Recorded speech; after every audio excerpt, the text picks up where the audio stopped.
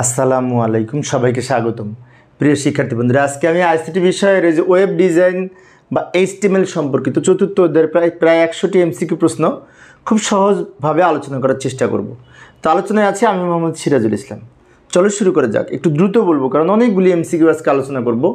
গঠন এবং উপস্থাপনার ভিত্তিতে ওয়েব পেজ কত প্রকার? দুই প্রকার। একটা হচ্ছে স্ট্যাটিক ওয়েব পেজ আর একটা dynamic web page. Static web পেজের ডেটা পরিবর্তন করা যায় না, ডায়নামিক ওয়েব পেজের ডেটা পরিবর্তনশীল। পরের প্রশ্ন, কোন ধরনের ওয়েব পেজ এর ডেটার মান পরিবর্তন করা যায় না? স্ট্যাটিকের মান পরিবর্তন করা যায় না। কোন ধরনের ওয়েব পেজের পরিবর্তন করা ইন্টারনেট সংযোগের প্রয়োজন হয় না? ইন্টারনেট সংযোগের প্রয়োজন হয় না কোন ধরনের ওয়েব পেজ ওপেন করার জন্য, তাই না? এই local web page. Local web page আমরা ওপেন করতে হলে ইন্টারনেট সংযোগ না থাকলেও হয়, কারণ আমাদের কম্পিউটারে যদি ওয়েবসাইট তৈরি করা থাকে তা যখন তখন আমি ওপেন করতে পারবো কম্পিউটার ডিরেক্টরিতে থাকলে। তাই লোকাল ওয়েব পেজের জন্য ইন্টারনেট সংযোগ না হলেও হয়। বৈশিষ্ট্যের উপর ভিত্তি করে ওয়েব পেজ 4 প্রকার, যথাক্রমে এই যে সিকোয়েন্সিয়াল স্ট্রাকচার, ট্রি বা hierarchical structure, network site structure এবং হাইব্রিড স্ট্রাকচার। হাইব্রিডটা হচ্ছে একাধিকের মিশ্রণ। এই যে স্ট্রাকচার, কাঠামো 4 প্রকার। কাঠামো 4 প্রকার। কোন ওয়েবসাইটের কাঠামোতে যে কোনো ওয়েব পেজ থেকে যে কোনো ওয়েব পেজে যাওয়া যায়? নেটওয়ার্ক বা web page, network web page.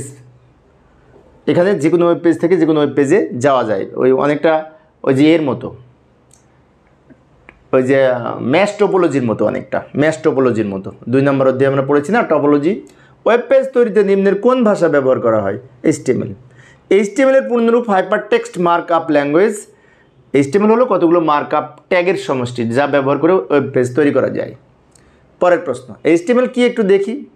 HTML মূলত এই ওয়েব পেজ তৈরি করার জন্য কতগুলো মার্কআপ ট্যাগের সমষ্টি। 1990 সালে এই টিম বার্নার্স-লি এইচটিএমএল ভাষা আবিষ্কার করেন। 1990 সালে টিম বার্নার্স-লি আরও কিছু আবিষ্কার করেন। এই যে www আবিষ্কার করেন তিনি।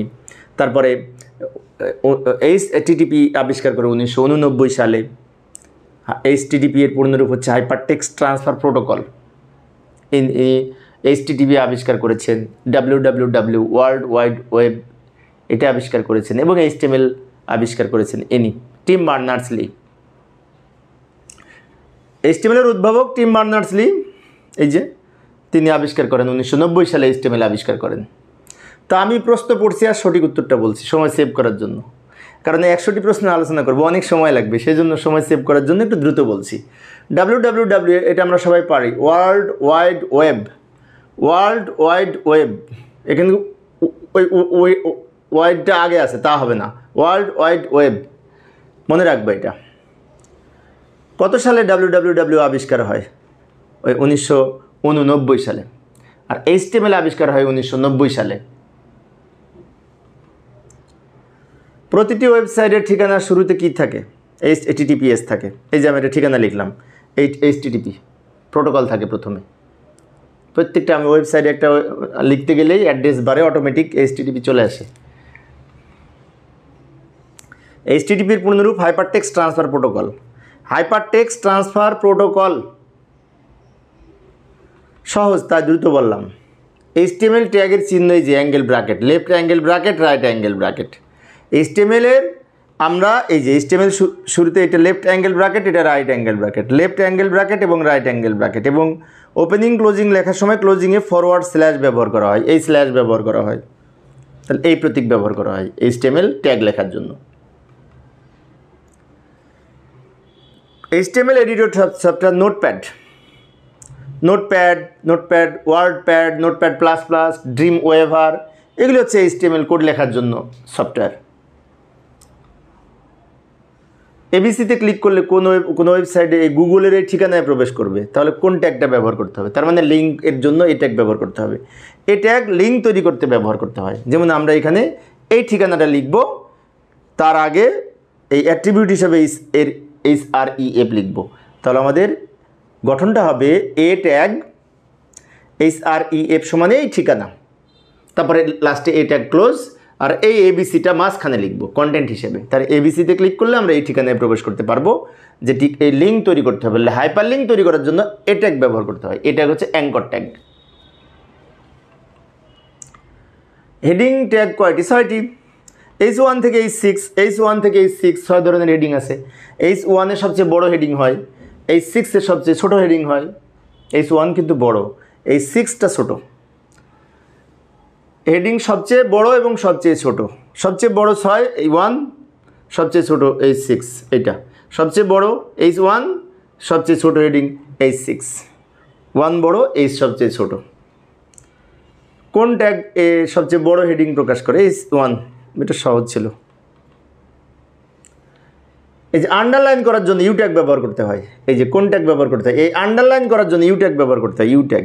যেমন আমি এই লেখাটার দুই পাশে ইউ লিখলাম, ইউ ওপেন ইউ ক্লোজ, মাঝখানে এটা লিখেছি না?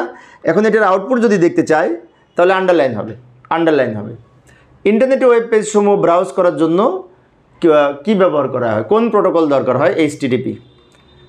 ওয়েব পেজে ব্রাউজ করার জন্য HTTP ব্যবহার করতে হয়। এটাকে প্রোটোকল বলে, HTTPSকে প্রোটোকল বলে। নিচে উল্লেখিত অপশনগুলোর মধ্যে কোনটিতে সঠিকভাবে অ্যাট্রিবিউট ব্যবহার করা হয়েছে? এই যে এইটা সঠিক হয়েছে, এইটা টেবিল বর্ডার সমান 1, এইটা সঠিক। অন্যগুলি ভুল আছে, কিন্তু আমরা যারা টেবিল ট্যাগ ব্যবহার করা শিখেছি এটা সঠিক, আর অন্যগুলি ভুল আছে। নিয়ম হচ্ছে প্রথমে আমরা ট্যাগ লিখব, তারপরে অ্যাট্রিবিউটের নেম, বর্ডার অ্যাট্রিবিউটের নাম লিখব, সমান দিয়ে অ্যাট্রিবিউটের ভ্যালু লিখব, 1 ভ্যালু হবে, আর অন্যগুলি ভুল আছে। আমরা যারা টেবিল তৈরি করেছি তারা জানি যে টেবিল বর্ডার সমান 1 আমরা লিখে থাকি, তাই না? HTML এর লাইন ব্রেক করার জন্য বিআর ট্যাগ ব্যবহার করা হয়। নতুন লাইন তৈরি করার জন্য বিআর ট্যাগ ব্যবহার করা হয়। যেমন আমি এখানে লিখলাম আই লাভ মাই, বিআর লিখলাম, কান্ট্রি লিখলাম, তাহলে আই লাভটা উপরে, আই লাভ মাইটা উপরে থাকবে, কান্ট্রিটা নিচে আসবে। যে আউটপুট দেখি, এই যে এটার আউটপুট হবে এরকম, এইটুকু উপরে থাকবে, বিআরের পরে যেটা লিখেছে এটা নিচে থাকবে। নিচের কোনটা HTML এর ফাঁকা ট্যাগ? MT tag. ফাঁকা ট্যাগ হচ্ছে এইচআর ট্যাগ। এইচআর ট্যাগ হচ্ছে ফাঁকা ট্যাগ। এখন ফাঁকা ট্যাগ হচ্ছে যে ট্যাগের ক্লোজিং থাকে না। যেমন কয়েকটা ফাঁকা ট্যাগের উদাহরণ আমি এখানে লিখেছি, BR, HR, link, IMG, base, meta, এগুলো সব এমটি ট্যাগ। আচ্ছা, ফাঁকা ট্যাগ কাকে বলে আমরা একটু বুঝি। ফাঁকা ট্যাগ বলতে কি বুঝি? ট্যাগ তো দুই প্রকার, এই যে এমটি ট্যাগ আর কন্টেইনার ট্যাগ। এমটি ট্যাগের বাংলা হচ্ছে ফাঁকা ট্যাগ, কন্টেইনার ট্যাগের বাংলা হচ্ছে ধারক ট্যাগ। এমটি ট্যাগ কাকে বলে এটা আবার বুঝবো। একটু দ্রুত বলছি, না হলে তো 100টা প্রশ্ন আলোচনা করা কঠিন হয়ে যাবে, সময় পাবো না। যে সকল ট্যাগ শুধু ওপেনিং থাকে কিন্তু ক্লোজিং থাকে না তাকে এমটি ট্যাগ বলে।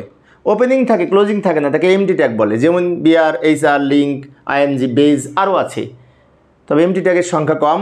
আমি যদি এখানে একটি কোড লিখি, P open P close, body open body close, এগুলি কিন্তু কন্টেইনার ট্যাগ, ধারক ট্যাগ, মানে কি ওপেনিং ক্লোজিং উভয় রয়েছে। বাট বিআর লিখেছি লাইন আলাদা করার জন্য। বিআর লেখার ফলে কী হবে? এই লেখাটা উপরে থাকবে, বিআরের পরেরটা নিচে আসবে, তাহলে বিআরের কিন্তু ক্লোজিং নাই, খালি মাত্র একটা বিআর হচ্ছে empty tag. BR, HR, link, IMG, meta, base, এগুলি এমটি ট্যাগ। এবার ধারক ট্যাগ কাকে বলে? যে সকল ট্যাগের ওপেনিং এবং ক্লোজিং উভয় ট্যাগ থাকে তাকে ধারক ট্যাগ বা ফাঁকা ট্যাগ বলে। যেমন এখানে আমি একটু কোড লিখলাম, এই যে HTML ওপেন HTML ক্লোজ, তাহলে এটি ধারক tag. Body open body close, তাহলে এটি ধারক ট্যাগ। পি ওপেন প্লি ক্লোজ, এগুলি সব ধারক ট্যাগ। বাট বিআরটা এমটি ট্যাগ, কারণ এটা ক্লোজিং নাই। এইবার আসি, ভূমির সমান্তরাল লাইন তৈরি করার জন্য, এই হরাইজন্টাল রো তৈরি করার জন্য এইচআর ট্যাগ ব্যবহার করা হয়। মনে করি নিচে একটা আন্ডারলাইন করব। এই আন্ডারলাইন করার জন্য আমরা যদি জাস্ট এই লেখাটার শেষে যদি এইচআর লিখি, এইচআরের কিন্তু ক্লোজিং নাই, তো এইচআর লিখলে যার নিচে এইচআর, যার শেষে এইচআর লিখবো ওটা নিচ দিলাম লম্বা দাগ হবে। কারণ অনেক শিক্ষার্থীর মনে হতে পারে লম্বা দাগ নিচ দিয়ে তো আমরা ইউ ট্যাগ লিখেও দিতে পারি, কিন্তু ইউ ট্যাগ লিখলে এই লেখার সাথে দাগ থাকবে। আর যদি এইচআর লিখি তাহলে লেখার নিচ দিয়ে এ মাথা থেকে ও মাথা সম্পূর্ণ হবে। নিচের কোনটি ব্যতীত অন্যগুলি HTML এর ধারক ট্যাগ, মানে কোনটি ধারক ট্যাগ না, তাই না? বিআর ট্যাগটা ধারক ট্যাগ না, অন্যগুলি ধারক ট্যাগ। বিআর ট্যাগটা ধারক ট্যাগ না, অন্যগুলি ধারক ট্যাগ। এটার ওপেনিং ক্লোজিং আছে, এগুলোর আছে, এটার ওপেনিং ক্লোজিং নাই, তাই এটি ধারক ট্যাগ না। নিচের কোনটি ওয়েব পেজ ডিজাইন মানে বিশেষ করে এই ওয়েব পেজের ডকুমেন্ট তৈরি, HTML কোড ব্যবহার করে ডকুমেন্ট তৈরিকে ওয়েব পেজের ডিজাইন বলা হয়। এখন এইটা এসছে কিন্তু ওই যে ওয়েব পেজ পাবলিশিংয়ের ধাপসমূহ থেকে। ওয়েব পেজ পাবলিশিংয়ের ধাপসমূহ দেখি। প্রথম ধাপ ডোমেন নেম রেজিস্ট্রেশন, দ্বিতীয় ধাপ ওয়েব পেজ ডিজাইন, তৃতীয় ধাপ ওয়েব সার্ভারে হোস্টিং করা, এবং চতুর্থ ধাপ সার্চ ইঞ্জিনের সাথে ওয়েবসাইটকে যুক্ত করা। তো এই যে ধাপগুলি রয়েছে, এই ধাপগুলির মধ্যে দ্বিতীয় ধাপটা হচ্ছে HTML কোড ব্যবহার করে ডিজাইন তৈরি করা। পরের প্রশ্ন লক্ষ্য করি, এই যে এই ঠিকানা রয়েছে সর্বশেষ অংশটির নাম কি? .com। এটা হচ্ছে ডোমেইন প্রকৃতি, এটা ডোমেইনের প্রকৃতি বা টপ লেভেল ডোমেইন নেমও বলে। এটা হচ্ছে ডোমেইন নেম আর এটা ডোমেইনের প্রকৃতি। আচ্ছা, ডোমেইনের প্রকৃতি আরও আছে, আমরা একটু লক্ষ্য করি। এই যে এখানে আমি দেখাইলাম, .com দ্বারা বাণিজ্যিক প্রতিষ্ঠান বোঝায়, .edu দ্বারা শিক্ষা প্রতিষ্ঠানের নাম বোঝায়, .gov দ্বারা সরকারি, .int দ্বারা আন্তর্জাতিক প্রতিষ্ঠান বোঝায়, মেল দ্বারা বা সামরিক, নেট দ্বারা নেটওয়ার্ক, org দ্বারা অলাভজনক সংগঠন অব্যবসায়ী প্রতিষ্ঠান বোঝায়, বিজ দ্বারা বাণিজ্যিক প্রতিষ্ঠান বোঝায়, ইনফো দ্বারা তথ্য সংক্রান্ত বোঝায়। এই ডটের পরে যেটা লিখি শেষে, এটাকে আমাদের বলা হয় এই টপ লেভেল ডোমেইন নেম বা ডোমেইনের প্রকৃতি। এগুলো কিন্তু আমরা মনে রাখবো কোনটা কি কাজ।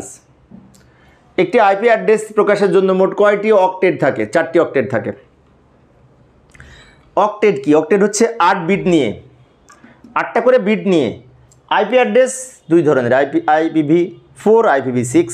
তো IPv4-এ এই 32 বিটের কোড, 32 বিটকে চারটা অংশে ভাগ করা হয় 8টা কোডে। এই 8 বিট নিয়ে একটা অক্টেট, এই 8 বিট নিয়ে একটা অক্টেট, এই 8 বিট নিয়ে একটা অক্টেট, এই 8 বিট নিয়ে একটা অক্টেট, যার 4টা অক্টেট আছে এবং এক একটা অক্টেট অংশে 8টা করে বিট আছে। প্রতিটি অংশ ডট দ্বারা বিভক্ত করা হয়েছে। এটা কিন্তু IPv4 এর বৈশিষ্ট্য। পরের প্রশ্ন, আচ্ছা আইপি অ্যাড্রেস কাকে বলে দেখি। আইপি অ্যাড্রেসের পূর্ণরূপ হচ্ছে internet protocol address. Internet protocol address এটা ওয়েবসাইটের ঠিকানা, তাই না? এবং আইপি অ্যাড্রেস সংখ্যা ব্যবহার করে লেখা হয়।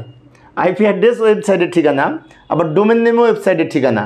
ডোমেন নেম অক্ষর ব্যবহার করে লেখা হয়, আইপি অ্যাড্রেস সংখ্যা ব্যবহার করে লেখা হয়। বিষয়টি মনে রাখবো। যেমন এটা একটা আইপি অ্যাড্রেস, সংখ্যা ব্যবহার করে লেখা হয়েছে, 4টা অংশ, প্রতিটি অংশকে ডট দ্বারা বিভক্ত করেছে।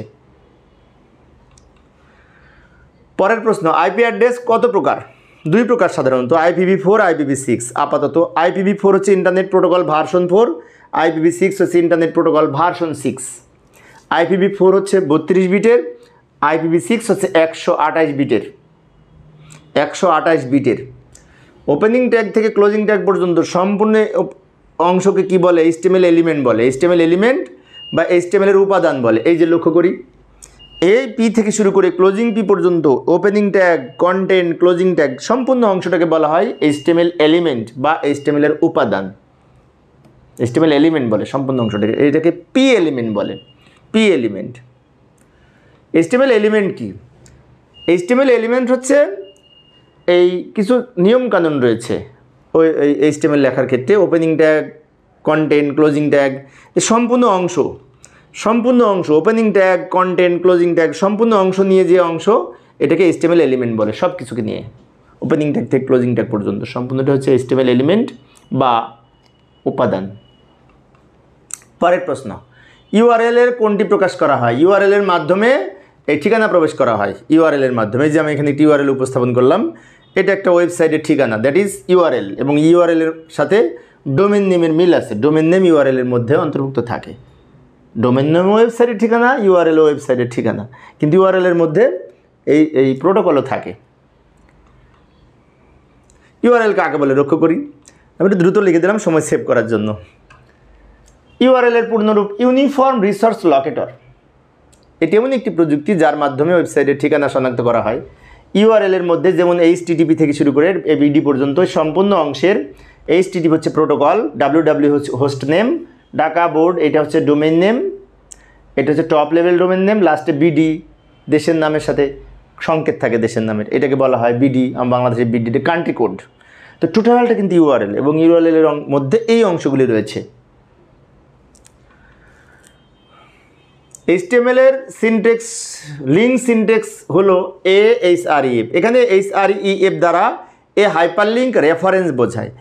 এই HREF দ্বারা হাইপারলিঙ্ক রেফারেন্স বোঝায়। HREF এটি একটি অ্যাট্রিবিউট যেটি লিঙ্ক করার ক্ষেত্রে ব্যবহার করা হয়। এখানে ব্যবহার করা হয়েছে, এটা একটি অ্যাট্রিবিউট যার পূর্ণরূপ হচ্ছে হাইপারলিঙ্ক রেফারেন্স। তাহলে হাইপারলিঙ্ক রেফারেন্স মানে হাইপারলিঙ্কের ঠিকানা যেটা URL, সেটা যুক্ত করা হয় HREF অ্যাট্রিবিউটের মাধ্যমে। HTML ফাইল নামের শেষে এক্সটেনশন হিসেবে কোনটি ব্যবহার করা হয়? .html। .html অথবা .htm এই নামে আমরা ফাইলে সেভ করি, যাকে এক্সটেনশন বলে HTML এর। যেমন আমরা সি প্রোগ্রাম সেভ করার সময় কি করব, .cpp অথবা .c এই নামে কিন্তু সেভ করি সি প্রোগ্রাম। বাট HTML এর যে কোনো দুইটার একটা ব্যবহার করে সেভ করা যায়, কিন্তু এইটা আমরা বেশি করি HTMLটা .html। ওয়েব পেজ 100 বাই 800 পিক্সেলের ছবি যুক্ত করার জন্য কোনটি সঠিক? উইডথ সমান প্রথমটা হবে 1000, হাইট সমান 800 হবে, এটা সঠিক। অন্যগুলি ভুল আছে, পি তো থাকবে না, এটা সঠিক। আমরা যারা ওই যে ছবি যুক্ত করেছি তারা দেখেছি এইটা সঠিক, অন্যগুলি ভুল। উইড হাইট ছবিতে দিতে হয়। পরের প্রশ্ন, কোনটি ওয়েব ব্রাউজার? Google Chrome. আচ্ছা, কয়েকটা ওয়েব ব্রাউজারের নাম আমি এখানে উপস্থাপন করলাম। Mozilla Firefox, Google Chrome, Opera Mini, Internet Explorer, এগুলি হচ্ছে সব ওয়েব ব্রাউজার। এখানে আরও আছে সাফারি, তাই না, সাফারি, এগুলো সব ওয়েব ব্রাউজার। ইন্টারনেট এক্সপ্লোরারকে কি বলা হয়? একে ব্রাউজার বলা হয়। আর ইন্টারনেট এক্সপ্লোরার হচ্ছে একটি বিল্ড ইন ব্রাউজার সফটওয়্যার। কারণ আমাদের এই যখন আমরা উইন্ডোজ ইনস্টল করি না, ইন্টারনেট এক্সপ্লোরারটা অটোমেটিক ইনস্টল হয়, এটা উইন্ডোজের সাথে এই থাকে, তাই একে বিল্ড ইন সফটওয়্যারও বলা হয়। এবং এটি browser software. Internet explorer, Opera mini, Google Chrome, তাই না, সাফারি। ওকে, HTML tag drop down box তৈরিতে কোনটি ব্যবহার করা হয়? অপশনের মাধ্যমে, অপশন ট্যাগের মাধ্যমে ড্রপ ডাউন বক্স তৈরি করা যায়। কোন অপশনটি সেটা সিলেক্ট করার মাধ্যমে। ডোমেন নেম হলো একটি স্বতন্ত্র ঠিকানা। ওয়েবসাইটের একটি স্বতন্ত্র ঠিকানাকে ডোমেন নেম বলে। ডোমেন নেম ওয়েবসাইটের ঠিকানা, আইপি অ্যাড্রেসও ওয়েবসাইটের ঠিকানা। আইপি অ্যাড্রেস সংখ্যা ব্যবহার করে লেখা হয়, ডোমেন নেম অক্ষর ব্যবহার করে লেখা হয়। বিষয়টি মনে রাখবো।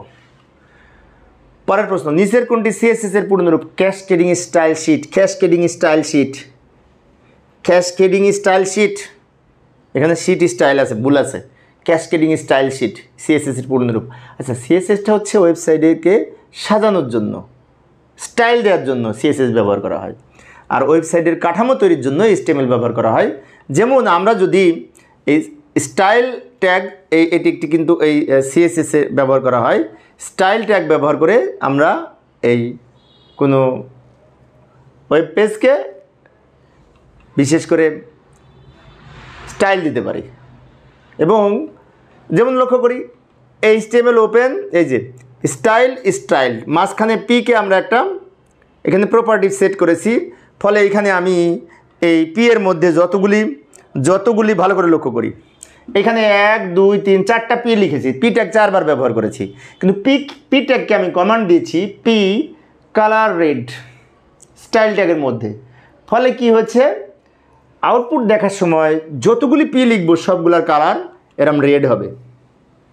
আমরা তো জানি পি ট্যাগের মধ্যে আমরা অ্যাট্রিবিউট ব্যবহার করতে পারি, শুধুমাত্র অ্যালাইন অ্যাট্রিবিউট, আর কোনো অ্যাট্রিবিউট ব্যবহার করতে পারি না। আমি যদি ফন্টের কালার চেঞ্জ করতে চাই তাহলে ফন্ট ট্যাগ ব্যবহার করতে হয়। আমি যদি ফন্ট ট্যাগ ব্যবহার না করি তাহলে স্টাইল ট্যাগ ব্যবহার করে এই আমরা কালার করতে পারি। এটা কিন্তু CSS এর কমান্ড। তো যাই হোক, এটা একটু দেখাইলাম যে CSS জিনিসটা কি। এবারও কালার সম্পর্কে কিছু কথা বলবো। RGB 255 তিনটায় যদি হয়, এটি দ্বারা কোন রং নির্দেশ করে? RGB পূর্ণরূপ রেড, গ্রিন, ব্লু। কম্পিউটারের তিনটা মৌলিক রং রেড, গ্রিন, ব্লু। তো রেডে যদি 255 মানে কি হাইয়েস্ট ভ্যালু 255, জি এর 200 হাইয়েস্ট, 255 হাইয়েস্ট। সব তিনটা রঙই যদি হাইয়েস্ট ভ্যালু হয় তাহলে সেটি সাদা নির্দেশ করে। এখন অনেক শিক্ষার্থীর মনে হতে পারে কেমনে বুঝবো, সেজন্য আমি কিছু তথ্য এখানে উপস্থাপন করছি। RGBর পূর্ণরূপ রেড, গ্রিন, ব্লু। এবং এই তিনটা রঙের ক্ষেত্রে আমি যে এখানে উপস্থাপন করলাম একটু দ্রুত সময় সেভ করার জন্য, আর এর মান যদি হাইয়েস্ট হয়, অন্যগুলি যদি শূন্য হয় তাহলে সেটি লাল রং প্রকাশ করে। প্রথমে যদি 255 হয়, অন্য দুইটা শূন্য হলে। গ্রিনের মান যদি হাইয়েস্ট ভ্যালু হয়, অন্য দুটি শূন্য হয়, তাহলে সবুজ রং প্রকাশ করে, গ্রিন। বি এর মান যদি হাইয়েস্ট হয়, 255 হাইয়েস্ট ভ্যালু কিন্তু, ডাবল এফ এর মান, বারবার বলছি ডাবল এফ এর মান, তাহলে এটা 255 হাইয়েস্ট মানে কি সেটি বি এর স্থলে আছে, তাহলে এটি নীল রং প্রকাশ করবে, নীল, ব্লু। আর তিনটায় যদি শূন্য হয়, তার মানে তিনটার ভ্যালু যদি 0 হয় তাহলে সেটি কালো রং প্রকাশ করবে। কালো কিন্তু রং না, কালো কিন্তু কোনো রং না, কালোর মধ্যে কোনো রং থাকে না, তাই সেটি কালো। তাহলে তিনটা শূন্য হলে কালো, আর তিনটাই যদি হাইস্ট ভ্যালু হয় তাহলে সেটি সাদা হয়। এই 5টা আমরা মনে রাখার চেষ্টা করব, এই 4টা আর ওই সাদাটা, এর বাইরে খুব কমই আসে। যেমন প্রথমে হাইস্ট ভ্যালু, তাহলে লাল রং হবে, লাল রং হবে। এই যে আমি আবার দেখাই দিলাম, লাল রং প্রথমে হাইস্ট ভ্যালু হলে। আরেকটা দেখি, আইপি অ্যাড্রেস এর IPv4 কত বিটের? 32 বিটের। এই যে 32 বিটের IPv4 কাকে বলে একটু লক্ষ্য করি। এই ক্ষেত্রে আইপিভির পূর্ণরূপ হচ্ছে ইন্টারনেট প্রোটোকল ভার্সন 4। আইপিভিতে মোট 8টি করে বিট থাকে, 4টা অংশে। এই 8টা বিট নিয়ে একটা অক্টেট তৈরি হয়। তো 8 × 4, এই যে আমি নিচে দেখাচ্ছি, নিচে না দেখালে বুঝতে পারবে না ছেলেমেয়েরা। আচ্ছা, এই যে যেখানে দেখাইলাম, এই যে লক্ষ্য করি, আইপি অ্যাড্রেসের 1, 2, 3, 4টা অংশ। এই 4টা অংশের 8টা করে বিট বরাদ্দ, এক একটা অংশকে অক্টেট বলে। এখানে 1, 2, 3, 4, 4 8টা 32 বিটের। আইপি অ্যাড্রেসের কয়টি অক্টেট? 4টি অক্টেট। কত বিটের? 32 বিটের। একটাতে কয় বিট থাকে একটা অক্টেটে? 8 বিট থাকে। 8 বিট থাকে, তাই এটিকে অক্টেট বলা হয়। এই যে, এবং এই যে থাকে, এই প্রথম 2টা অক্টেটকে বলা হয় নেটওয়ার্ক আইডি, শেষের 2টা অক্টেটকে বলা হয় হোস্ট আইডি। IPv4 এর প্রথম 16 বিট নেটওয়ার্ক আইডি, শেষের 16 বিট হোস্ট আইডি। এটা মনে রাখবো। তাহলে আমরা এর উপরে যদি একটু আমি উদাহরণ দিই, আইপি অ্যাড্রেসের IPv4 এর প্রতিটি অংশে কতটি করে বিট থাকে? 8টি করে বিট থাকে। 8টি করে বিট থাকে। এই যেমন এই যে 8টা করে বিট, 8টা করে বিট। এবার প্রথম 2 বাইটকে কি বলে? 2 বাইট মানে 16 বিট। প্রথম 2 বাইটকে নেটওয়ার্ক আইডি বলে, আর শেষের 2 বাইটকে হোস্ট আইডি বলে। কিছুক্ষণ আগে তো দেখলাম। একটু দ্রুত বলছে হচ্ছে সময় সেভ করার জন্য, কারণ আমি 100টি প্রশ্ন আজকে আলোচনা করবো, যে মাত্র 44 হয়েছে। IPv4 এর নামে শেষের 2 বাইটকে কি বলে? Host ID. আর প্রথম 2 বাইট বা 16 বিটকে বলে, 2 বাইটে 16 বিট, 1 বাইটে 8 বিট, এটা তো জানি। তো প্রথম 2 বাইটকে বলা হয় নেটওয়ার্ক আইডি, শেষের 2 বাইটকে বলা হয় হোস্ট আইডি। এগুলো মনে রাখবো কিন্তু। পরের প্রশ্ন, IPv6 কত বিটের? 128 বিটের। 128 বিটের 8টা ভাগে ভাগ করা হয়, এক একটা অংশে কটা করে? 16 করে বিট থাকে। IPv6 8টা অংশ, এক একটা অংশে 16 বিট থাকে। 16 বিট, তাহলে 16 × 8 সমান 128 বিট। এই যে লক্ষ্য করি, IPv6 মোট 8টি অংশ থাকে, প্রতিটি অংশকে ডট দ্বারা বিভক্ত করা হয়। প্রতিটি অংশ 16 করে বিট থাকে, তাই 16 × 8 সমান 128 বিটের। IPv6 128 বিটের, IPv4 32 বিটের। মনে রাখবে এগুলি। যেমন IPv6 ব্যবহার করে 2^128 সমান এত পরিমাণ ঠিকানা ব্যবহার করা যাবে। বিশাল সংখ্যা হবে, তাই না? বিশাল সংখ্যা হবে। 2^128 কম না। 1996 সাল থেকে কার্যক্রম শুরু হয়েছে। IPv6 কয়টি অংশে বিভক্ত? 8টি অংশে বিভক্ত। এক একটা অংশে কত বিট? 16 বিট। মোট কত বিট? 128 বিট। এই 3টা জিনিস মনে রাখবো। আর IPv4 মোট 32 বিটের, 4টা অংশ, এক একটা অংশে 8 বিট। এই বিষয়গুলি কিন্তু মনে রাখবো। পরের প্রশ্ন, IPv6 প্রতিটি অংশে 16 বিট থাকে। 16 বিট থাকে প্রতিটি অংশে, এক একটা অংশে 16 বিট। তথ্য প্রযুক্তি পিপিলিকা কি? পিপিলিকা একটি সার্চ ইঞ্জিনের নাম। বাংলাদেশের সার্চ ইঞ্জিনের নাম পিপিলিকা, তাই না? কোন পরীক্ষার জন্য প্রথম পিপিলিকা যখন সার্চ ইঞ্জিন তৈরি হলো, একটা প্রশ্ন এসেছিল, প্রাণীবাদে পিপিলিকা কি সার্চ ইঞ্জিন? উত্তর হয়েছিল, তাই না? তো যাই হোক, এখন তো সবাই জানে যে পিপিলিকা সার্চ ইঞ্জিন। ইন্টারনেটে এক ওয়েবসাইট থেকে অন্য ওয়েবসাইটে গমন করাকে নেভিগেশন বলে। নেভিগেশন। এই যে এখানে RGB সবগুলো শূন্য হলে কী হবে? ব্ল্যাক হবে, ব্ল্যাক। এই যে আবার দেখাইলাম, সবগুলো যদি 0 হয় কালো রং হবে। প্রথমটা হলে লাল, এটা গ্রিন, শেষেরটা ব্লু। সবগুলা 255 হলে সাদা, আর সবগুলো শূন্য হলে কালো। বিষয়টি মনে রাখবো, কিন্তু মনে না রাখলে তো সমস্যা বাবা। এই যে 50টা হয়েছে। এবার 100তম প্রশ্নটা আমরা উদ্দীপক নির্ভর। এই যেখানে বলছে নিম্নের কোনটি HTML ডকুমেন্টের মৌলিক ট্যাগ? মৌলিক ট্যাগ সাধারণত HTML হেড টাইটেল বডি। আমি এখানে দেখাই দিলাম মৌলিক ট্যাগ কোনগুলি। যে ট্যাগগুলি আমরা সাধারণত লিখি ওয়েবসাইট কাঠামোতে, HTML হেড টাইটেল বডি, এগুলো মৌলিক ট্যাগ। অন্যগুলি মৌলিক ট্যাগ না। পরের প্রশ্ন, নিম্নের কোনটি HTML ফরম্যাটিং ট্যাগ? এখানে যে অপশনগুলি রয়েছে এই ডেল্টা ফরম্যাটিং ট্যাগ, অন্য তিনটা মৌলিক ট্যাগ। আচ্ছা, ফরম্যাটিং ট্যাগের এখানে কিছু লিস্ট দিলাম। পি প্যারাগ্রাফ লেখার জন্য, বি বোল্ড করার জন্য, স্ট্রং বোল্ড করার জন্য, আই ইটালিক করার জন্য, ইএম ইটালিক করার জন্য, ডেল স্ট্রাইক থ্রো মাঝখানে কাটা দেওয়ার জন্য, স্ট্রাইক মাঝখানে কাটা দেওয়ার জন্য, এস এটাও মাঝখানে কাটা দেওয়ার জন্য, ইউ আন্ডারলাইন করার জন্য, বিগ এক ফন্ট বড় করার জন্য, স্মল এক ফন্ট ছোটো করার জন্য, এসইউপি পাওয়ার দেওয়ার জন্য, এসইউবি বেস দেওয়ার জন্য, কিউ ট্যাগ কোটেশন লেখার জন্য, প্রি ট্যাগ প্রি ফরম্যাটেড আকারে প্রকাশ করার জন্য, আইএনএস ইনসার্ট আকারে লেখাকে প্রকাশ করার জন্য, মার্ক ট্যাগ লেখাকে মার্কিং করার জন্য, ব্লিঙ্ক ট্যাগ লেখাকে ব্লিঙ্কিং করার জন্য, বিআর ট্যাগ লেখা লাইন আলাদা করার জন্য, HR tag row horizontal row তৈরি করার জন্য। সবগুলোর ব্যাখ্যা খুব দ্রুত বলেছি, এগুলো কিন্তু ফরম্যাটিং ট্যাগ। আরও আছে, এখানে কয়েকটা উপস্থাপন করেছি, একটু দ্রুত বলতে হচ্ছে, তাই না? তা না হলে তো 100টা প্রশ্ন কখন আলোচনা করবো। লক্ষ্য করি, একটি HTML ডকুমেন্টের কাঠামোতে কয়টি অংশ থাকে? দুইটি, হেড অংশ, বডি অংশ। লক্ষ্য করি, আমি এখানে দেখাই দিলাম, এই যে this is HTML document, HTML শুরু HTML শেষ। প্রথমটা হচ্ছে হেড অংশ, নিচেরটা হচ্ছে বডি অংশ। বডি অংশকে মূল কন্টেন্ট এরিয়া বলা হয়। বডি অংশের মধ্যে যেটি লিখবো সেটি HTML ভিজিবল হয়, দেখা যায়। এগুলো মনে রাখবো। পরের প্রশ্নটি লক্ষ্য করি, নিম্নের কোন ট্যাগটি বডি অংশ ব্যবহার করা হয়? টাইটেল না, টেবিল, টাইটেল, লিঙ্ক, মেটা, এগুলি কিন্তু হেড সেকশনে ব্যবহার করা হয়। এই যে আমি এখানে এই দুটো অংশ না, এই টাইটেল অংশের মধ্যে এগুলি সব ব্যবহার করা হয়। আর এই টেবিলটা আমরা সাধারণত বডিতে টেবিল তৈরি করি, বডি ট্যাগের মধ্যে, এটা তো আমরা জানি, তাই না? ওকে, এইটা কমেন্টস লেখার জন্য, এই প্রতীকের মাঝখানে যা লিখবো সেটি কমেন্টস আকারে এই আমাদের প্রোগ্রামের মধ্যে থেকে যাবে, তো কমেন্টস লেখার জন্য।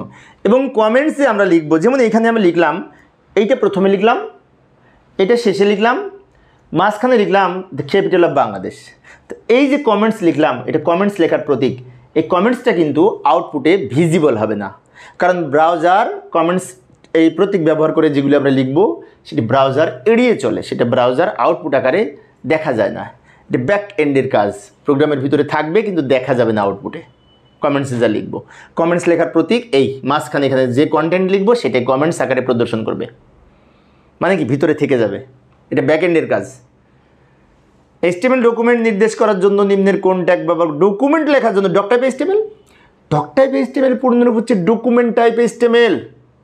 যেমন আমি এখানে একটা ট্যাগ লিখলাম, দ্রুত লিখলাম সময় সেভ করার জন্য, এই HTML কোড লিখেছি, প্রথমে লিখেছি ডক টাইপ HTML, এটি দ্বারা ডকুমেন্ট টাইপ HTML বোঝায় এবং এটি দেখে ব্রাউজার বুঝতে পারবে যে এটি HTML ডকুমেন্ট ব্যবহার করা হয়েছে। এবং HTML5 ভার্সন প্রদর্শনের জন্য প্রথমে ডক টাইপ HTML লিখে থাকি। খুব দ্রুত বলতে হচ্ছে, না হলে তো আমি কখন আলোচনা করব শেষ করতে পারবো না, আবার এসে নামাজ পড়তে যেতে হবে, কিছুক্ষণ পরে আজান দিবে। প্যারাগ্রাফ প্রদর্শন করার জন্য কোন HTML ট্যাগ ব্যবহার করা হয়? পি ট্যাগ ব্যবহার করে প্যারাগ্রাফ তৈরি করা যায়। পি ওপেন, পি ক্লোজ, মাঝখানে যেটি লিখবো সেটি প্যারাগ্রাফ হবে। প্যারাগ্রাফের মধ্যে লাইন আলাদা করার জন্য আবার বিআর ব্যবহার করতে হয়, তাই না? পি ট্যাগ একটি ব্লক লেভেল এলিমেন্ট, যেটি আলাদা ব্লক তৈরি করে ফেলে। পরের প্রশ্ন, যে কোনো টেক্সটকে ইটালিক করার জন্য, একটু বাঁকা করার জন্য আই ট্যাগ ব্যবহার করা হয় এবং ইএম ট্যাগ ব্যবহার করেও করা যায়। আই ওপেন, আই ক্লোজ, মাঝখানে বাংলাদেশ লিখেছি, ফলে বাংলাদেশ লেখাটা একটি স্টাইল এরকম ইটালিক আকারে প্রদর্শিত হবে। বিষয়টি মনে রাখবো। আমি এইদিকে প্রশ্ন আর এখানে একটু ব্যাখ্যা লিখছি, তোমরা যাতে ভালো মতো বুঝতে পারো। যে কোনো টেক্সটকে সুপারস্ক্রিপ্ট মানে পাওয়ার দেওয়ার জন্য এসইউপি ট্যাগ ব্যবহার করা হয়। এসইউপিএস না, কিন্তু এসইউপি সুপারস্ক্রিপ্ট ট্যাগ বলে। উদাহরণ দিই, এই যে A+B এর পরে লিখলাম 2, এখন 2 এর দুই পাশে কি লিখছি? এসইউপি। তা আউটপুট হবে কি? এই 2টা উপরে চলে যাবে, এই যে আউটপুটটা এরকম হবে। এই যে 2 এর দুই পাশে যেহেতু এসইউপি লিখেছিলাম, তার 2টা উপরে এরকম পাওয়ার আকারে দেখাবে, সুপারস্ক্রিপ্ট আকারে দেখাবে। ওকে, নেক্সট, যে কোনো টেক্সটকে সাবস্ক্রিপ্ট আকারে উপস্থাপনের জন্য কোন ট্যাগ ব্যবহার করা হয়? SUV tag. সাবস্ক্রিপ্ট মানে কি? বেজ আকারে উপস্থাপন। যেমন আমি যদি এখানে একটা উদাহরণ দিই, এই যে আমি এখানে A দিয়ে নিচে যদি 16 বেজ দিতে যাই, দিস ইজ হেক্সাডেসিমেল ভ্যালু। তো এই যে বেজ আকারে যদি কোনো কিছু লিখতে চাই, এটা সাবস্ক্রিপ্ট আকারে উপস্থাপন বলে। তা 16 দুই পাশে যদি এসইউবি লিখি তাহলে ওটা নিচে থাকবে। 16 দুই পাশে যদি এসইউপি লিখি তাহলে পাওয়ার আকারে দেখাবে। পাওয়ার দেওয়ার জন্য এসইউপি যেটি সুপারস্ক্রিপ্ট ট্যাগ, বেজ লেখার জন্য এসইউবি যেটি সাবস্ক্রিপ্ট ট্যাগ। পরের প্রশ্ন 48টা আছে। এইচটিএমএল ফাইলের এক্সটেনশন হিসেবে, এটা মনে একবার বলেছিলাম আমি, ডট এইচটিএমএল লিখতে হয়। ডট এইচটিএমএল, এই যে ডট এইচটিএমএল লিখে আমরা সেভ করি, পেজ 1 ডট এইচটিএমএল লিখেছি সেভ করার সময়, ফাইলের এক্সটেনশন বলে ডটের পরের অংশকে। পরের প্রশ্ন, এইচটিএমএল ডকুমেন্টের কোন অংশকে মূল কন্টেন্ট এরিয়া বলা হয়? বডি অংশকে। এইচটিএমএলের দুইটা অংশ, হেড অংশ, বডি অংশ। বডি অংশের মধ্যে যা লিখবো সেটা আউটপুট আকারে আমরা দেখতে পাবো, সেটি ভিজিবল হবে, সেজন্য বডি অংশকে এইচটিএমএল ডকুমেন্টের মূল কন্টেন্ট এরিয়া বলা হয়। পরের প্রশ্ন, নিচের কোন ট্যাগগুলো হেড সেকশনে বসে? টাইটেল, মেটা না, পি তো বসে না, এইচ তো বসে না, টেবিল তো বসে না, লাস্টেরটা হবে, লাস্টেরটা। কারণ টেবিল, এইচ, পি এইগুলো কিন্তু হেড সেকশনে বসে না, এগুলো বডিতে বসে। ওয়েব পেজের টেবিল তৈরি করার জন্য নিম্নের কোনটি সঠিক? টেবিল ওপেন, টেবিল ক্লোজ, এটা সঠিক, এটা সঠিক, অন্যগুলি ভুল আছে। এই চিহ্ন ব্যবহার করা যাবে না, প্রথমে তো ওপেন, এটা ক্লোজিংটা প্রথমে লেখা যাবে না, এটা আবার ক্লোজিং না, এই ফর্মেটটা ঠিক আছে। যেমন এই যে লক্ষ্য করি, HTML open, HTML close, sorry table open, table close, table open, table close, তার মানে কি এই ফর্মেটটা ঠিক আছে, অন্যগুলি ভুল আছে। পরের প্রশ্নে যাই, সরি আজান দিচ্ছে, একটু স্কিপ করছি আমি 1 মিনিট।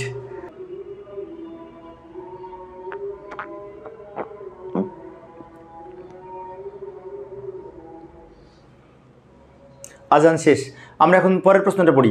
টেবিলে সেল তৈরি করার জন্য টিডি আর টিএইচ ব্যবহার করা হয়।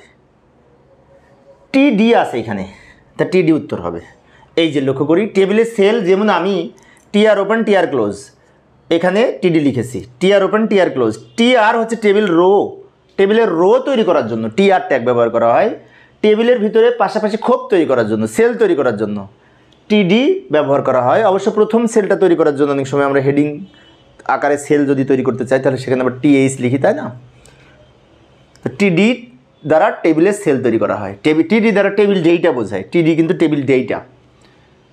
এই রো তৈরি করার জন্য নিম্নের কোন ট্যাগ ব্যবহার করা হয়? রো তৈরি করার জন্য টিআর, এই যে টিআর ওপেন, টিআর ক্লোজ, ফলে রো তৈরি হবে। আর টিআর এর মধ্যে যতটা খোপ তৈরি করবো ততবার টিডি। টিডি দ্বারা টেবিল ডেটা বোঝায়, টিডি দ্বারা টেবিলের সেল তৈরি করা হয়, টিআর দ্বারা টেবিলের রো তৈরি করা হয়। এগুলি মনে রাখবো। টেবিলের হেডিং তৈরি করার জন্য টিএইচ ট্যাগ, টিএইচ দ্বারা টেবিল হেডিং বোঝায়। যেমন এই যে লক্ষ্য করি, আমি TR open, TR close, TH যদি লিখি তাহলে বাই ডিফল্ট লেখাটা বোল্ড হবে এবং হেডিং আকারে প্রদর্শন করবে। তা টিএইচ দ্বারাও সেল তৈরি হয়, টিডি দ্বারাও সেল তৈরি হয়, কিন্তু টিএইচের মধ্যে যেটি লিখবো সেটি হেডিং আকারে বোল্ড আকারে প্রদর্শন হবে এবং সেন্টার অ্যালাইন হবে, মাঝখানে থাকবে। আমার ওয়েবসাইটে তৈরি করার 70টা ক্লাস আছে, কিন্তু সিরিজ ক্লাস, ওখানে সব আলোচনা করেছি। সিরিজ ক্লাস এই চ্যানেলেই মনে হয় আছে, তোমরা দেখে নিও। আর যদি কোনোটা ইচ্ছা হয় যে এই ধরনের ওয়েবসাইট তৈরি করার জন্য কোন ট্যাগ লিখতে হবে, তোমরা আমাকে দিও, ইনশাল্লাহ আমি তৈরি করার চেষ্টা করব। পরের প্রশ্নটি লক্ষ্য করে, নিম্নের কোনটি ব্যতীত অন্যগুলি টেবিল ট্যাগের অ্যাট্রিবিউট? মানে এখানে বলছে কোনটি টেবিল ট্যাগের অ্যাট্রিবিউট না। সেল প্যাডিং টেবিলে ব্যবহার করা হয়, বর্ডার অ্যাট্রিবিউট টেবিলে ব্যবহার করা হয়, উইড হাইট ব্যবহার করা হয়। ডিরেকশন, এটা কিন্তু মার্কিউ ট্যাগের অ্যাট্রিবিউট, মার্কিউ ট্যাগের অ্যাট্রিবিউট। ডিরেকশনটা টেবিলে ব্যবহার হয় না, টেবিলে ব্যবহার হয় অন্যগুলি। আরও আছে টেবিলের ব্যবহৃত অ্যাট্রিবিউট, অ্যালাইন আছে, তাই না? কিন্তু ডিরেকশন এটা মার্কিউ ট্যাগের অ্যাট্রিবিউট। মার্কিউ ট্যাগ মানে কি? একদিক থেকে লেখা আর একদিকে চলমান করার জন্য এই মার্কিউ ট্যাগ ব্যবহার করতে পারি। কিছুক্ষণ পরে মার্কিউ ট্যাগ পাবো আমরা। ওয়েব পেজে ছবি যুক্ত করার জন্য কোন ট্যাগ? IMG tag. ইমেজ না কিন্তু আইএমজি, এবং আইএমজি একটি এমটি ট্যাগ, ফাঁকা ট্যাগ যার কোনো ক্লোজিং ট্যাগ নাই। কিন্তু আইএমজি কিন্তু অ্যাট্রিবিউট ধারণ করে। অ্যাট্রিবিউট না লিখলে আইএমজি ট্যাগের কোনো মূল্য নাই। যেমন এই যে এখানে আমি লিখলাম আইএমজি এসআরসি সমান ছবির নাম, উইড লিখলাম, হাইট লিখলাম, তাহলে দিস ইজ আইএমজি ট্যাগের গঠন, তাই না? এখানে অ্যাট্রিবিউট লিখেছি, এই একটা অ্যাট্রিবিউট, এই একটা অ্যাট্রিবিউট, এই একটা অ্যাট্রিবিউট। অ্যাট্রিবিউট না লিখলে আইএমজি ট্যাগের কোনো মূল্য নাই, সেজন্য বলা হয় আইএমজি একটি এমটি ট্যাগ, ফাঁকা ট্যাগ, এবং আইএমজি অ্যাট্রিবিউটকে ধারণ করে।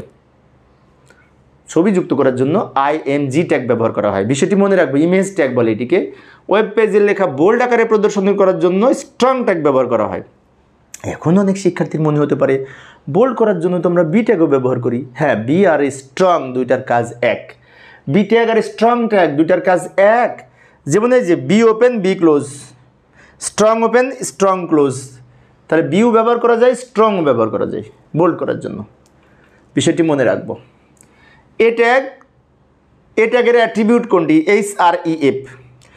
SRC হচ্ছে IMG ট্যাগের অ্যাট্রিবিউট, বর্ডার হচ্ছে টেবিল ট্যাগের অ্যাট্রিবিউট, ডিরেকশন হচ্ছে মার্কিউ ট্যাগের অ্যাট্রিবিউট। HREF, এই যে HREF সমান URL লিখি, এটা লিঙ্ক তৈরি করার জন্য এ ট্যাগের অ্যাঙ্কর ট্যাগের অ্যাট্রিবিউট, এ ট্যাগের অ্যাট্রিবিউট লিঙ্ক তৈরি করার জন্য, তাই না? HREF দ্বারা হাইপারলিঙ্ক রেফারেন্স বোঝায়, তাই না? অনেক ব্যাখ্যা দিতে পারতাম কিন্তু সময় খুব সংক্ষিপ্ত। IMG ট্যাগের সাথে অ্যাট্রিবিউট ব্যবহৃত হয় কোনটি? SRC। SRC অ্যাট্রিবিউট, এই যে SRC সমান ছবির নাম, SRC যে অ্যাট্রিবিউট সমানের বাম দিকে থাকে, এই একটা অ্যাট্রিবিউট, এই একটা অ্যাট্রিবিউট, এই একটা অ্যাট্রিবিউট। তো এখানে খালি SRC ছিল তাই লিখেছি। পিকচার, PNG এগুলো কোনো এগুলো ইমেজ ব্যবহার হয় কিন্তু এগুলো অ্যাট্রিবিউট না। এটা অ্যাট্রিবিউট অবশ্য টেবিলে ব্যবহার হয়, সেল প্যাডিং। ওয়েব পেজের ছবি অ্যানিমেটেড করে মানে চলমান করার জন্য মার্কিউ ট্যাগ ব্যবহার করা হয়। Marquee tag body open, body close, আমি লিখলাম ঢাকা, ঢাকা লেখাটা এদিক থেকে এদিকে চলতে থাকবে। যেমন টেলিভিশনের নিচে আমরা একদিক থেকে আরেক দিকে লেখা চলতে দেখি, স্ক্রল করে না, এটা জন্য মার্কিউ ট্যাগ ব্যবহার করতে হয়। মার্কিউ ট্যাগের বিভিন্ন অ্যাট্রিবিউট আছে, যেমন ডিরেকশন, তাই না, আরও আছে বিহেভিয়ার। এই যে মার্কিউ ট্যাগের অ্যাট্রিবিউটের মধ্যে বিহেভিয়ার আছে, আর অন্যগুলি টেবিল ট্যাগের অ্যাট্রিবিউট। বিহেভিয়ারটা হচ্ছে মার্কিউ ট্যাগের অ্যাট্রিবিউট। বিহেভিয়ার, এই যে ডিরেকশন, বিহেভিয়ার, এগুলো হচ্ছে মার্কিউ ট্যাগের অ্যাট্রিবিউট। মার্কিউ ট্যাগ মানে লেখাকে চলমান করার জন্য, এগুলি মনে রাখবো। প্রিফরম্যাটেড ট্যাগ, প্রিফরম্যাটেড হচ্ছে প্রি ট্যাগ, প্রিফরম্যাটেডটা হচ্ছে লেখাকে যেভাবে রাখবো ওইভাবে থাকবে।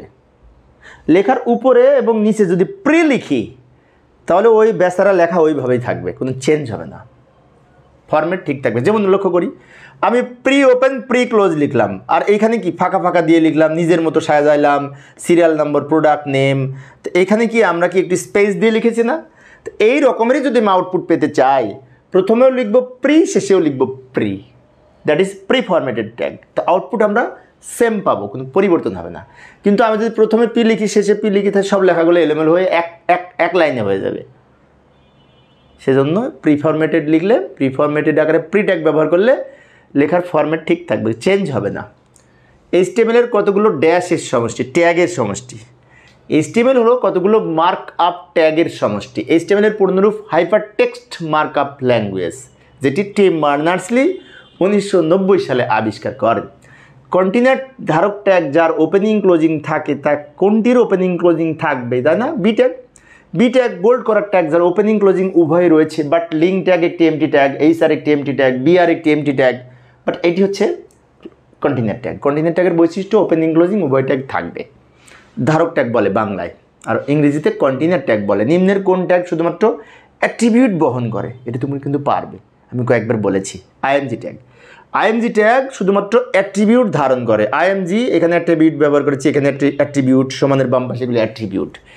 IMG এমটি ট্যাগ, এবং এটি অবশ্যই অ্যাট্রিবিউটকে ধারণ করবে। অ্যাট্রিবিউট না থাকলে IMG ট্যাগের কোনো ভ্যালু নাই, মূল্য নাই। ওয়েব পেজের সাথে লিঙ্ক তৈরি করার জন্য নিম্নের কোন ট্যাগটি ব্যবহার করা হয়? লিঙ্ক তৈরি করার জন্য এ ট্যাগ এত বড় ক্ষমতাশালী একটি ট্যাগ যে অন্য পেজকে যুক্ত করে দেয় এক পেজের সাথে, that is anchor tag. A tag HREF সমান URL, এখানে যে ঠিকানা লিখবো ওই ঠিকানার মধ্যে ওই ঠিকানাটা এটার সাথে যুক্ত করে দেবে। এই ট্যাগ লিঙ্ক করার ট্যাগ, হাইপার লিঙ্ক করার ট্যাগ। কোনটি HTML ট্যাগের নির্দেশকে সুনির্দিষ্ট করে?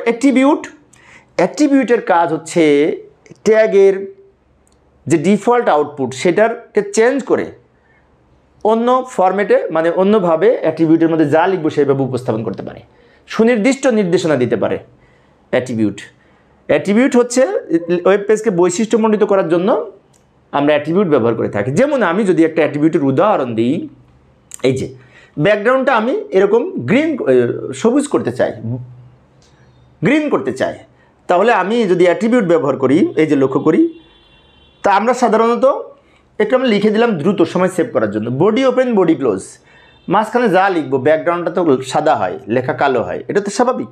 কিন্তু আমি যদি মনে করি না আমার টোটাল ব্যাকগ্রাউন্ডটা আমি এরকম গ্রিন করবো, তাহলে বডিকে যদি একটা অ্যাট্রিবিউট নির্দেশনা দিই, বিজি কালার অ্যাট্রিবিউট, যার ভ্যালু হবে গ্রিন, তাহলে টোটাল ওয়েব পেজের বডি গ্রিন হয়ে যাবে। যদি এখানে রেড লিখি তো রেড হবে। তাহলে কি হলো, বডিকে সুনির্দিষ্ট নির্দেশনা দিলাম যে মিস্টার বডি আপনি গ্রিন হয়ে যান। তেমনি বললে তো হবে না, আমাকে কোড লিখে দেখাতে হবে। সেই কোডটা হচ্ছে অ্যাট্রিবিউট লিখে এখানে ভ্যালু লিখতে হবে। এখানে বিজি কালার অ্যাট্রিবিউট নেম, আর গ্রিন হচ্ছে অ্যাট্রিবিউট ভ্যালু। ভ্যালু সবসময় ডাবল অথবা সিঙ্গেল কোটেশনের মধ্যে লেখা হয়। অ্যাট্রিবিউটের দুইটা অংশ। HTML ট্যাগের অ্যাট্রিবিউট লিখতে হয় কোথায়? ওপেনিং ট্যাগের মধ্যে, প্রথম ট্যাগের ভিতরে, প্রথম ট্যাগের মধ্যে ওপেনিং লিখতে।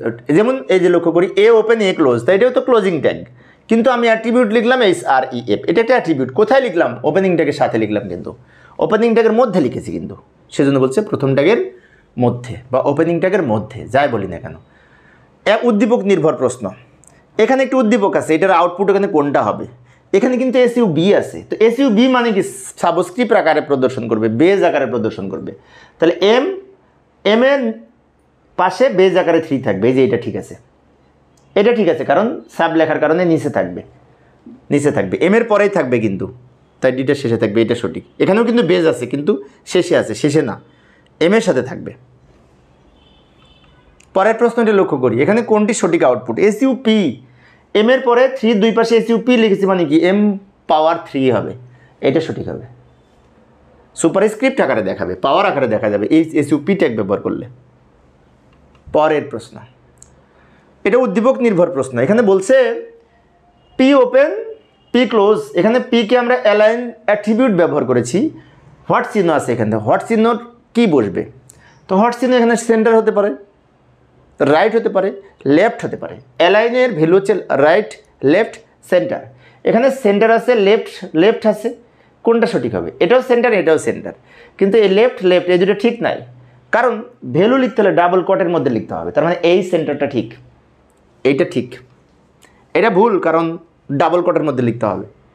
তার খেয়াল রাখতে হবে, কিন্তু অ্যাট্রিবিউটের ভ্যালু ডাবল কোট অথবা সিঙ্গেল কোটের মধ্যে লিখি। আমরা ডাবল কোটটাই বেশি ব্যবহার করি বইতে, তাই না? সিঙ্গেল কোটে লিখলেও হয়, কিন্তু ডাবল কোটটা বেশি ব্যবহার করা হয়। লক্ষ্য করি পরের প্রশ্ন, এই উদ্দীপকটা লক্ষ্য করি, এখানে হোয়াট চিহ্নতে কী বসবে?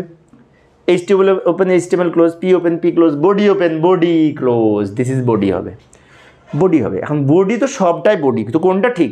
এটা কিন্তু ক্লোজ না, এটা আবার ভুল আছে, এইটা ঠিক, এটা আবার HTML ক্লোজ, এইটা ঠিক। এই ক্লোজিং বডির ক্লোজিং ট্যাগ এইভাবে লিখি, তাই না? বডির সাথে ক্লোজিং ট্যাগ লিখি। আর মাত্র কয়েক মিনিট লাগবে, বেশি সময় হয়ে যাবে ইনশাল্লাহ নামাজ পড়ার আগেই। নিম্নের কোডটি লক্ষ্য করি, বডি ড্যাশ সমান রেড, এটা বিজি কালার হবে, বিজি কালার সমান রেড, কালার হবে না, বিজি কালার হবে। এখানে কিন্তু সিঙ্গেল কোড ব্যবহার করেছি, সিঙ্গেল কোড ব্যবহার করা যাবে। কালার হবে না, বিজি কালার হবে। বডির ব্যাকগ্রাউন্ডকে কালার করার জন্য বিজি কালার, আর বডির ব্যাকগ্রাউন্ডে ছবি যুক্ত করার জন্য ব্যাকগ্রাউন্ড ব্যবহার করতে হয়, ব্যাকগ্রাউন্ড ব্যবহার করতে হয়, বিষয়টি খেয়াল রাখবো। আর এই কালার করার জন্য বিজি কালার মানে ব্যাকগ্রাউন্ড কালার বোঝায়। এই হোয়াট চিহ্নতে কী বসবে? ড্যাশ সমান লেফট, P এর সাথে একটা অ্যাট্রিবিউট ব্যবহার করতে হবে। P এর সাথে যে অ্যাট্রিবিউট ব্যবহার করতে হয় সেটি অ্যালাইন অ্যাট্রিবিউট। P এর একমাত্র একটি অ্যাট্রিবিউট যার অ্যালাইন, সেটি অ্যালাইন ছাড়া অন্য কোনো অ্যাট্রিবিউট P-তে ব্যবহার হয় না, বিষয়টি খেয়াল রাখবো। বা টেবিলে অনেক রকম অ্যাট্রিবিউট ব্যবহার করি আমরা, তাই না? Table border, weed, height, sell padding, sell spacing, অনেক কিছু ব্যবহার করি। বাট P এর অ্যালাইন হচ্ছে P ট্যাগের অ্যাট্রিবিউট। এখানে অ্যালাইন সমান লেফট, এখানে অ্যালাইন হবে, বিষয়টি খেয়াল রাখবো। HTML এর কোনটি গঠনের সঠিক? HTML হেড বডি টাইটেল, না এই টাইটেলটা আগে আসবে, বডিটা শেষে থাকবে। HTML হেড টাইটেল, এটা ঠিক আছে, এটা ঠিক আছে, এটা ঠিক আছে। এই যে আমি দেখাই দিলাম, এই যে আমি HTML এর কাঠামো দেখাইলাম।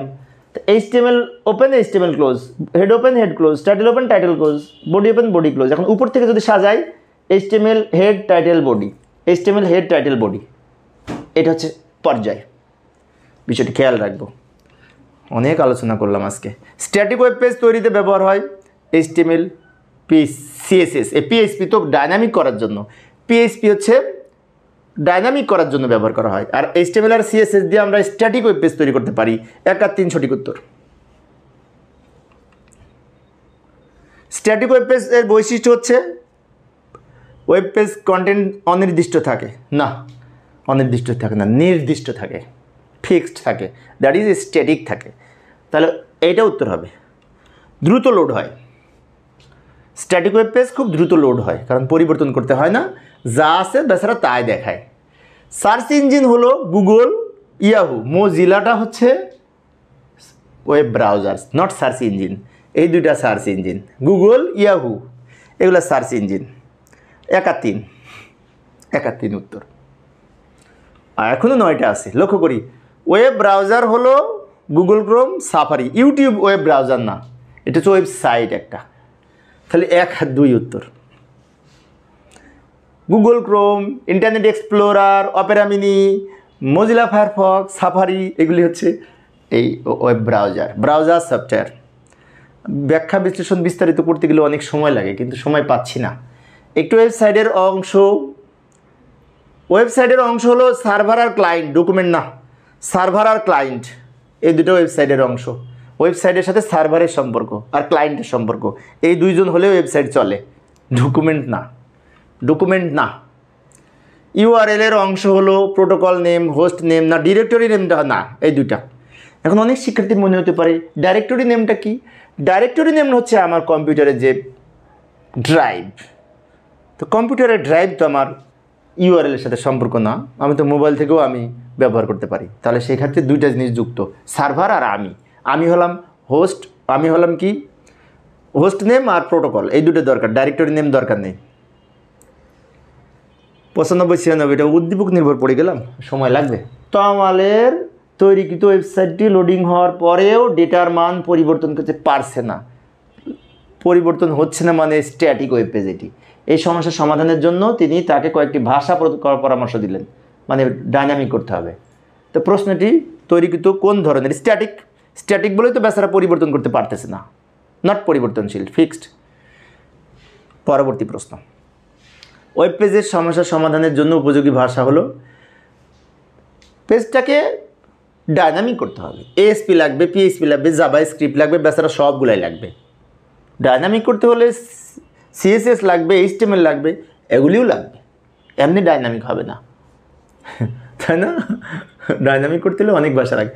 ওয়েব পেজ দেখার জন্য আবশ্যক ওয়েব ব্রাউজার আর ইন্টারনেট ও সার্চ ইঞ্জিন। হ্যাঁ, এই সবগুলোই ঠিক। সার্চ ইঞ্জিন দরকার হয়, ওয়েব ব্রাউজার দরকার হয়, ইন্টারনেট দরকার হয়, সবই দরকার হয়। সার্চ করবো না আমি সার্চ ইঞ্জিনে। 98-99 প্রশ্ন, প্রায় শেষের দিকে। দিদার ও তার বন্ধুরা মিলে একটি ওয়েব পেজ তৈরি করলো, যেখানে পেজগুলো পরস্পর বহুস্তরে বিন্যস্ত। মানে কি? শাখা প্রশাখার ন্যায় বিস্তার, একটার পর আর একটা স্তর থাকবে, তার মানে শাখা প্রশাখার ন্যায় বিস্তার লাভ করেছে। এটি হচ্ছে হায়ারার্কিক্যাল বা ট্রি বা হায়ারার্কিক্যাল স্ট্রাকচারের কাজ হচ্ছে শাখা প্রশাখার মাধ্যমে স্তরে বিন্যস্ত থাকে, যেটি ট্রি টপোলজির মতো। পরবর্তীতে ওয়েব পেজটি ইন্টারনেট প্রদর্শনের জন্য প্রয়োজনীয় পদক্ষেপ গ্রহণ করলো। আচ্ছা, এটা হলো কোন স্ট্রাকচার। এখন আমরা পরের প্রশ্নে যাই। গৃহীত পদক্ষেপগুলো ডোমেন নেম রেজিস্ট্রেশন করতে হবে। সমান দরকার নেই তো, ওয়েব পেজের ওয়েব পেজ সমূহ সমান করার দরকার নেই তো। 1 আর 3 সঠিক উত্তর। একটা যদি না হয় তাহলে আর 2টা সঠিক। এই প্রশ্ন আমরা যখন উত্তর দিই না, 3টার মধ্যে একটা যদি বুঝতে পারি হবে না, তার বাকি 2টা ঠিক। অনেক সহজ, কিন্তু এই ধরনের প্রশ্ন তো দেওয়া সহজ। শেষ ভালো যার, সব ভালো তার। আজকের আলোচনা শেষ পর্যন্ত 1 লাইন নিচে নামানোর জন্য তোমরা সবাই পারবে। কুমিল্লা বোর্ডে 24 এসেছে, সবাই পারবে। এটা লাইন ব্রেক করার জন্য কোন ট্যাগ ব্যবহার করতে হয়? হ্যাঁ, তোমরা ঠিক ভেবেছো, সবাই পারবে। বিয়ার ট্যাগ লাইন ব্রেক করার জন্য ব্যবহার করা হয়। শেষ ভালো যার, সব ভালো তার, শেষেরটা আমরা বুঝতে পেরেছি। অন্যগুলো তোমরা বারবার দেখলে বুঝতে পারবে ইনশাআল্লাহ। তো